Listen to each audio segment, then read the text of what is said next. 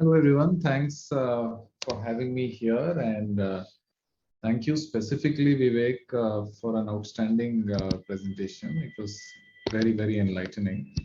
Um, I'll just share my screen. Right. So we are a solar company, and we develop distributed solar projects across India. So mostly our work is in either the CNI space or government customers or industrial customers, where we set up assets tied into long-term PPAs, usually financed by Indian institutions or various other investors. So we got an opportunity to do a 110 kilowatt agrivoltaic at KVK Ujwa, which is just outside Delhi, and this was in fact tied into a government of Delhi scheme, and this was the first agrivoltaic around the Delhi region. So we did a lot of work out here. So this is more an experience sharing where we can tell you what it is that we basically learned in this process. First, just some basics about the project. The project is 110 kilowatts, commissioned early this year. It's in a place called Ujwa, which is in the outskirts of Delhi, but within the limits of Delhi itself. We worked with a scientific partner called the Krishi Vigyan Kendra, which is an agriculture institute. So they have a research institute where they gave us land on a long-term arrangement. We financed it, of course, with equity and debt from debt was from IREDA in this case.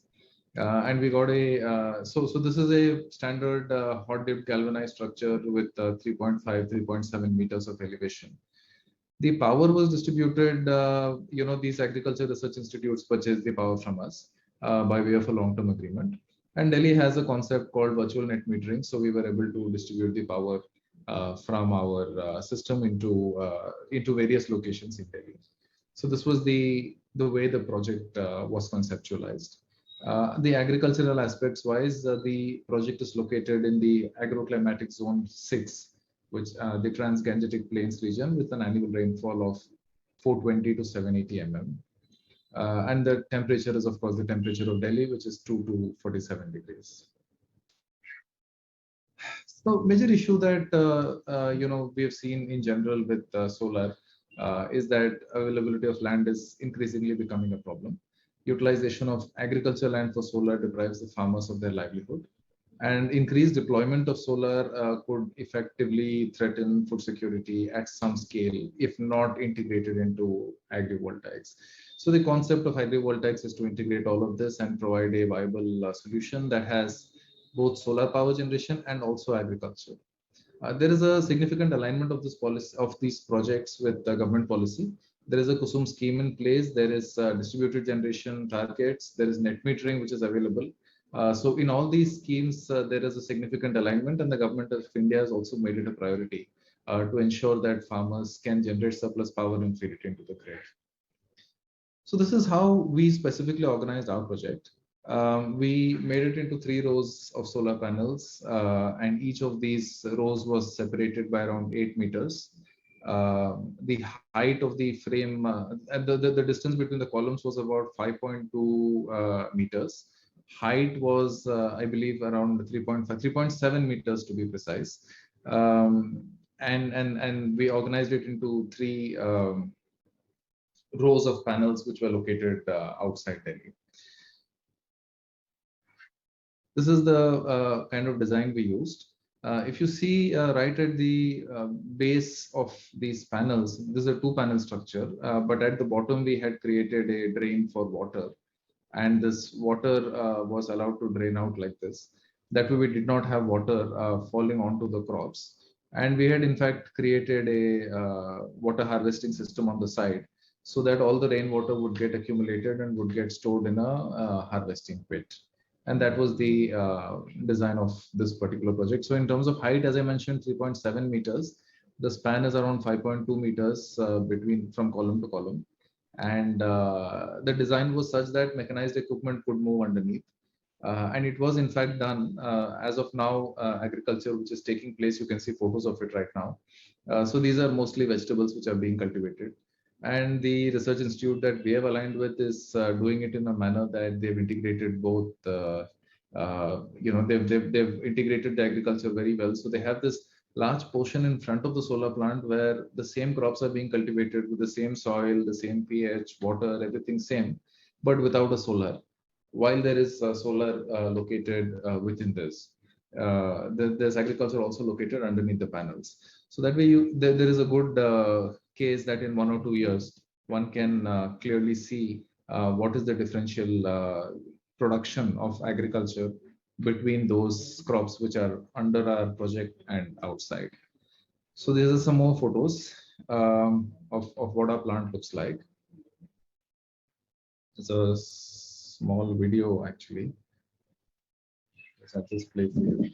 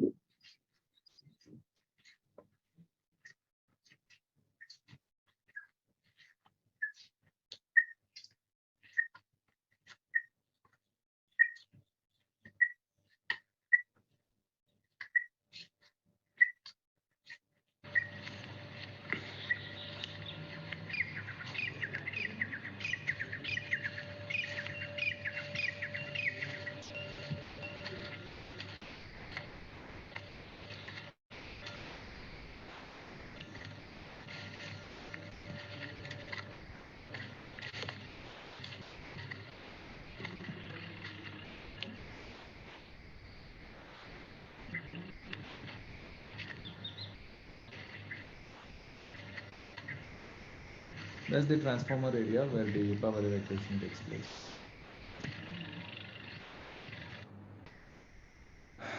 Right. So as we went through this process, there were a few key learnings, and I thought we should use a forum like this to share them.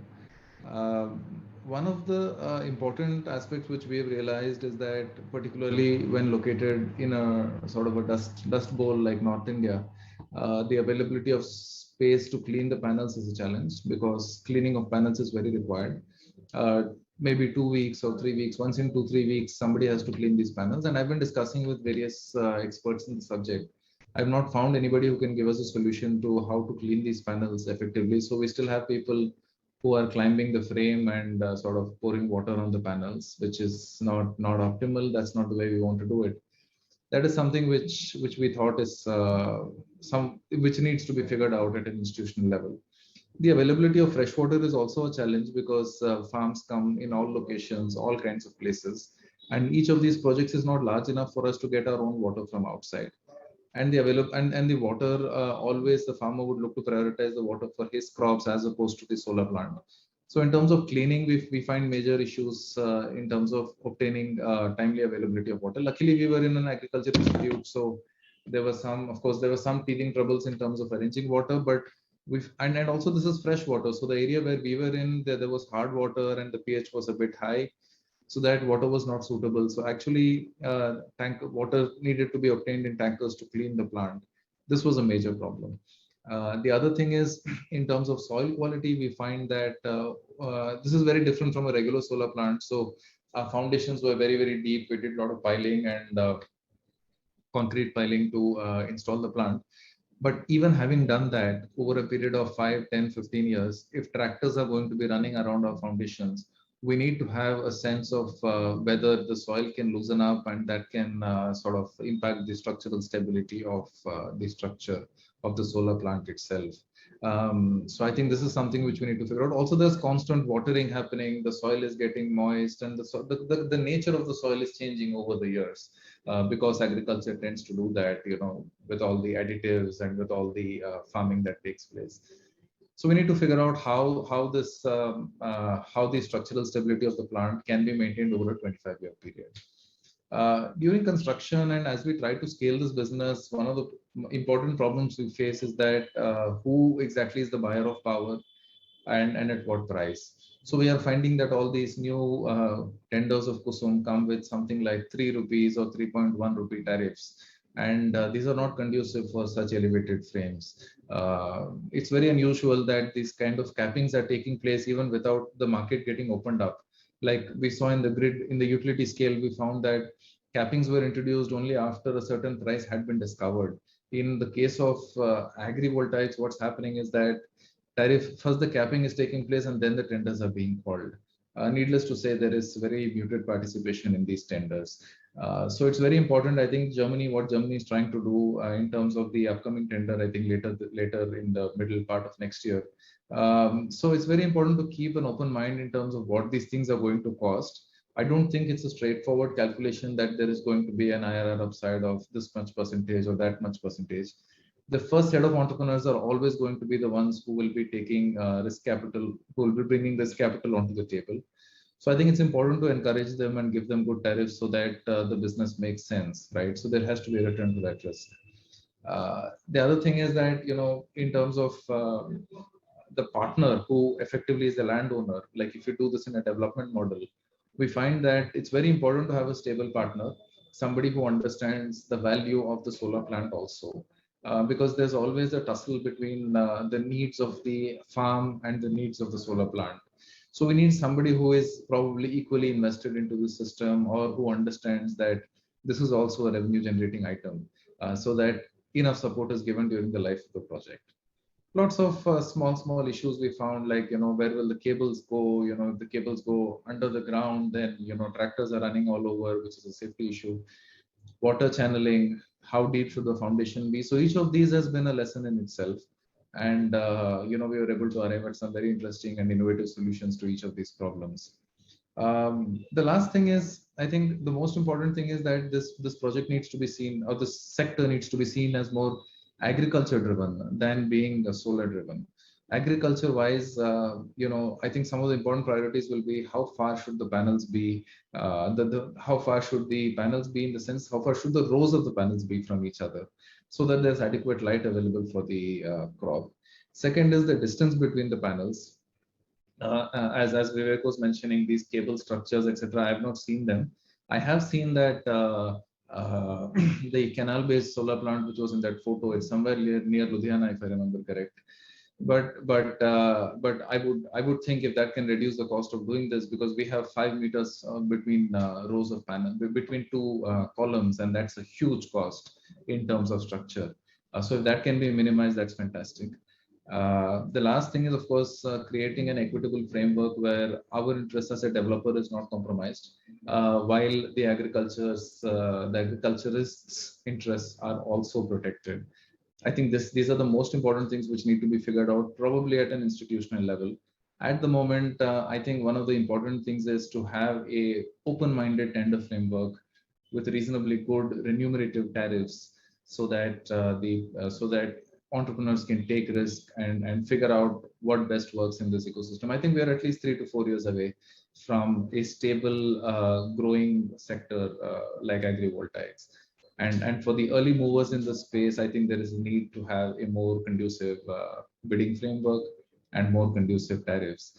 If all of this is done, I'm sure this will be a great sector for solar going forward.